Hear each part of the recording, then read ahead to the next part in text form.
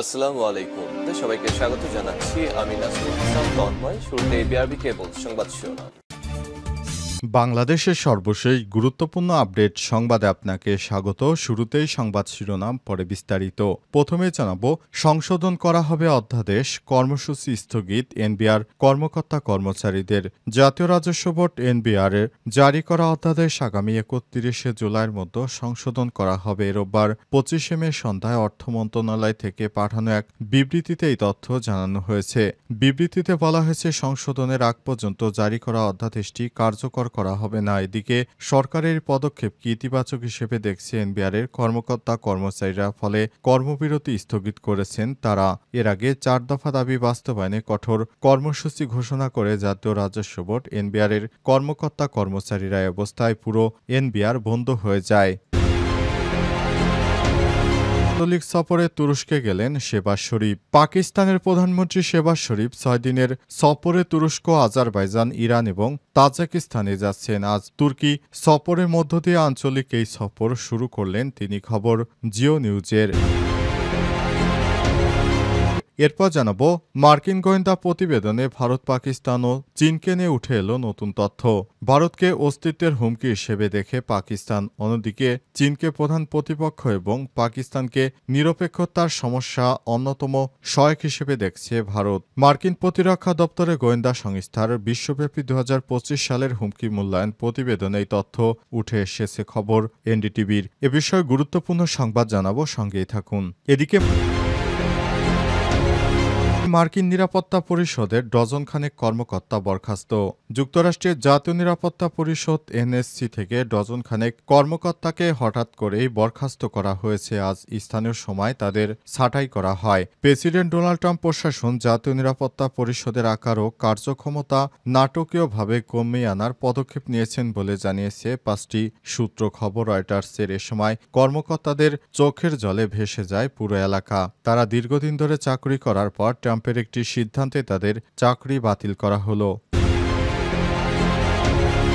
এবারে জানাবো, বৃষ্টিতে দিল্লিতে ব্যাপক দুর্ভোগ, জলবদ্ধতা এবং ফ্লাইট চলাচল ব্যাহত।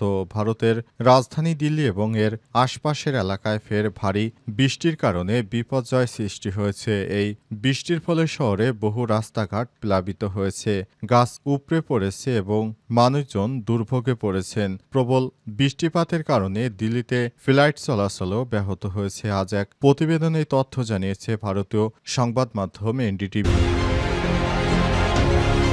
সংশোধন করা হবে অধ্যাদেশ, কর্মসূচি স্থগিত এনবিআর কর্মকর্তা কর্মচারীদের।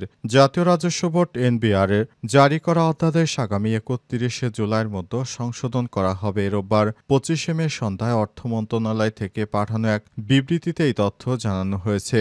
বিবৃতিতে বলা হয়েছে, সংশোধনের আগ পর্যন্ত জারি করা অধ্যাদেশটি কার্যকর করা হবে না। এদিকে সরকারের পদক্ষেপকে ইতিবাচক হিসেবে দেখছে এনবিআর এর কর্মকর্তা কর্মচারীরা, ফলে কর্মবিরতি স্থগিত করেছেন তারা। এর আগে 4 দফা দাবি বাস্তবায়নে কঠোর কর্মসূচি ঘোষণা করে জাতীয় রাজস্ব বোর্ড এনবিআর এর কর্মকর্তা কর্মচারীরা। অবস্থায় পুরো এনবিআর বন্ধ হয়ে যায়। আন্তর্জাতিক যাত্রী সেবা, ওষুধ ও জীবন রক্ষাকারী সরঞ্জামের আমদানি রপ্তানি ছাড়া সোমবার 26শে মে থেকে কর, কাস্টমস, ভ্যাট বিভাগের সব দপ্তরে পূর্ণাঙ্গ কর্মবিরতির ঘোষণা দেওয়া হয়। আজ রাজধানীতে এনবিআর এর প্রধান কার্যালয়ের নিচে এনবিআর সংস্কার ঐক্য পরিষদের সংবাদ সম্মেলন থেকে এমন কর্মসূচি ঘোষণা আসে। যুগ্ম কর কমিশনার মোনালিসা শাহারিন, সুস্মিতা, উপ কমিশনার আব্দুল কায়ুম এবং উপকর কমিশনার রইসুন নেসা সংবাদ সম্মেলনে উপস্থিত ছিলেন। জানা গেছে, তারা সংবাদ সম্মেলনে সরকারের সমালোচনা করেছেন এবং বিভিন্ন বিষয় নিয়ে কথা বলেছেন। অথচ বিগত 17 বছর স্বৈরাচারী সরকার থাকলেও তারা তখন নিজেদের আখের গুছাতে ব্যস্ত ছিলেন। তখন তারা কোনো বিষয় কোনো মন্তব্য করতেন না। কিন্তু অন্তর্বর্তীকালীন সরকার সংস্কার করতে গেলে সবারই খুব বাধা দিতে মন চাচ্ছে। ভারতের বিরুদ্ধে সংঘাতে পাশে দাঁড়ানোয় আঞ্চলিক সফরে তুরস্কে গেলেন শেহবাজ শরীফ। পাকিস্তানের প্রধানমন্ত্রী শেহবাজ শরীফ 6 দিনের সফরে তুরস্ক, আজারবাইজান, ইরান এবং তাজিকিস্তানে গেছেন। আজ 25 মে তুর্কি সফরের মধ্য দিয়ে আঞ্চলিক এই সফর শুরু করেছেন তিনি। খবর জিও নিউজের। পূর্ব নির্ধারিত সূচি অনুযায়ী শেহবাজ শরীফ দিনের বিশেষ বিমানে করে ইস্তানবুলে পৌঁছেছেন। তার সঙ্গে রয়েছে উপপ্রধানমন্ত্রী ইসহাক দার, কেন্দ্রীয় তথ্যমন্ত্রী আতাউল্লাহ তারার এবং প্রধানমন্ত্রীর বিশেষ সহকারী তারিক ফাতেমি।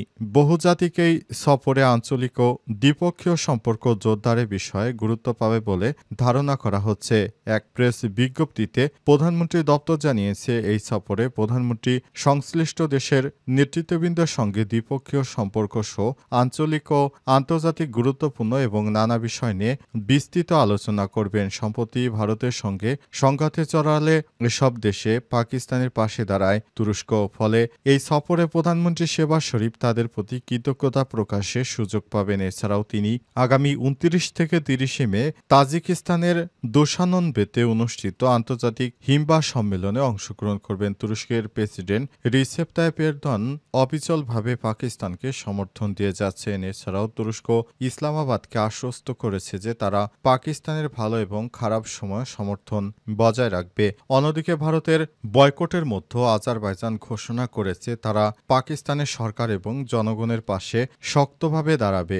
এছাড়াও ইরান, ভারত ও পাকিস্তানের মধ্যে চলমান উত্তেজনা নিরসনের মধ্যস্থতার প্রস্তাব দিয়েছে তুরস্ক। তুরস্ক মুসলিম বিশ্বের মধ্যে সবথেকে এখন শক্তিশালী দেশ। তুরস্কর সমরস্ত্র অনেক দিক দিয়ে এগিয়ে আছে। তারা এখন শেহবাজ শরীফকে সহ পুরো মুসলিম বিশ্বকে সহায়তা করছে। মার্কিন গোয়েন্দা প্রতিবেদনে ভারত, পাকিস্তান ও চীনকে নিয়ে উঠে এলো নতুন তথ্য। ভারতকে অস্তিত্বের হুমকি হিসেবে দেখে পাকিস্তান, অন্যদিকে চীনকে প্রধান প্রতিপক্ষ এবং পাকিস্তানকে নিরাপত্তা সমস্যার অন্যতম সহায়ক হিসেবে দেখছে ভারত। মার্কিন প্রতিরক্ষা দপ্তরের গোয়েন্দা সংস্থার বিশ্বব্যাপী 2025 সালের হুমকি মূল্যায়ন প্রতিবেদনে এই তথ্য উঠে এসেছে। খবর এনডিটিভির। ওই প্রতিবেদনে উল্লেখ করা হয়েছে, ভারতের প্রধানমন্ত্রী নরেন্দ্র মোদী চীনকে মোকাবেলা, সামরিক শক্তি বৃদ্ধি এবং বৈশ্বিক নেতৃত্বে ভারতের অবস্থানকে গুরুত্ব দিচ্ছে। প্রতিবেদনে চলতি মাসে ভারত ও পাকিস্তানের মধ্যে সংঘাতের বিষয়টি উল্লেখ করা হয়েছে, যেখানে পেহেলগামে বন্দুক হামলাকে কেন্দ্র করে নয়াদিল্লি পাকিস্তানে ক্ষেপণাস্ত্র ও ড্রোন হামলা চালায়। ভারত দাবি করে তারা পাকিস্তানের সন্ত্রাসী স্থাপনা লক্ষ্য করে হামলা চালিয়েছে। তবে হামলার পর ইসলামাবাদও বসে থাকেনি, তারা পাল্টা হামলা চালিয়েছে। ভারতের 6টি যুদ্ধবিমান ভূপাতিত করেছে।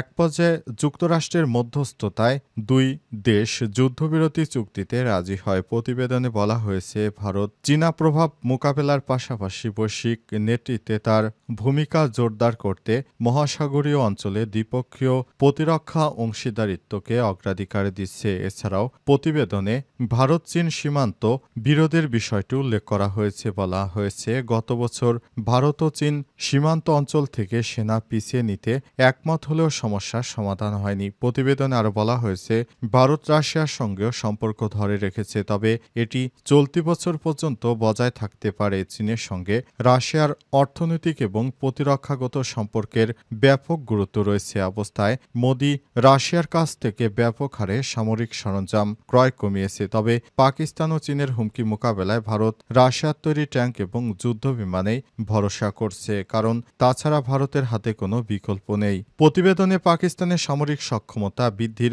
প্রসঙ্গটি উঠে এসেছে। বলা হয়েছে, পাকিস্তান তার পারমাণবিক অস্ত্র ভাণ্ডার আধুনিকায়ন করছে এবং পারমাণবিক কমান্ডো ও নিয়ন্ত্রণ বজায় রাখছে। পাশাপাশি তারা চীনের সহযোগিতায় শক্তিশালী সামরিক সক্ষমতা গড়ে তুলছে। এছাড়াও পাকিস্তান তুরস্ক, আরব আমিরাত এবং হংকং, সিঙ্গাপুর থেকে সামরিক খাতে সহযোগিতা পাচ্ছে। একই সঙ্গে ইসলামাবাদ ইরানের সঙ্গেও ঘনিষ্ঠ সম্পর্ক গড়ে তুলেছে। মার্কিন নিরাপত্তা পরিষদের ডজনখানেক কর্মকর্তা বরখাস্ত। যুক্তরাষ্ট্রের জাতীয় নিরাপত্তা পরিষদ এনএসসি থেকে ডজনখানেক কর্মকর্তাকে হঠাৎ করেই বরখাস্ত করা হয়েছে। আজ স্থানীয় সময় শুক্রবার তাদের ছাঁটাই করা হয়েছে। প্রেসিডেন্ট ডোনাল্ড ট্রাম্প প্রশাসন জাতীয় নিরাপত্তা পরিষদের আকার ও কার্যক্ষমতা নাটকীয়ভাবে কমিয়ে আনার পদক্ষেপ নিয়েছে বলে জানিয়েছে অন্তত 5টি সূত্র। খবর রয়টার্সের। সূত্রগুলো জানিয়েছে, ইউক্রেন, কাশ্মীর সহ বিভিন্ন ভূরাজনৈতিক ইস্যু নিয়ে কাজ করা কর্মকর্তা কর্মচারীদের ছাঁটাই করা হয়েছে। এটি এমন এক সময় ঘটল যখন মাইক ওয়ালটজের জায়গায় মার্ক রুবিও মার্কিন জাতীয় নিরাপত্তা উপদেষ্টা হিসেবে দায়িত্ব নিয়েছেন। এই পুনর্গঠন এনএসসি এর ক্ষমতা অনেকটাই সীমিত করে ফেলবে বলে মনে করা হচ্ছে। সূত্রগুলো জানিয়েছে, হোয়াইট হাউসের পরিকল্পনা অনুযায়ী এনএসসি এর মোট কর্মী সংখ্যা কমিয়ে 50 জনে নামিয়ে আনার লক্ষ্য নির্ধারণ করা হয়েছে। ডেমোক্র্যাট প্রেসিডেন্ট জো বাইডেন এর শাসনামলে একই পরিষদের আকার ছিল 300 এর বেশি। যারা ছাঁটাই হয়েছেন তাদের অনেককে সরকারি অন্যান্য বিভাগে স্থানান্তর করা হবে বলে জানিয়েছে দুটি সূত্র। তবে হঠাৎই সিদ্ধান্তে অনেক কর্মকর্তা মানসিকভাবে ভেঙে পড়েছে। এনএসসি এর সদর দপ্তর আইজেনহাওয়ার এক্সিকিউটিভ অফিস বিল্ডিংয়ে চোখের পানি ধরে রাখতে পারেনি অনেক কর্মকর্তা। পুনর্গঠনের ফলে জাতীয় নিরাপত্তা পরিষদ একটি সিদ্ধান্ত গ্রহণকারী শক্তিশালী সংস্থা থেকে প্রেসিডেন্টের নীতি বাস্তবায়নের জন্য একটি ক্ষুদ্র সহায়ক দপ্তরে রূপান্তরিত করা হবে বলে জানিয়েছে সূত্রগুলোর। ফলে পররাষ্ট্র দপ্তর, প্রতিরক্ষা মন্ত্রণালয় এবং গোয়েন্দা সংস্থাগুলোর উপর দায়িত্ব আরও বাড়বে। অনেক কনজারভেটিভ বহুদিন ধরে এসএসসি এর আকারে ছোট করার দাবি জানিয়ে আসছিলেন। তাদের মতে অনেক বিভাগে একই ধরনের কাজ একাধিকবার করা হচ্ছে, যা অপ্রয়োজনীয়। অন্যদিকে ডেমোক্র্যাট ও কিছু রিপাবলিকান ও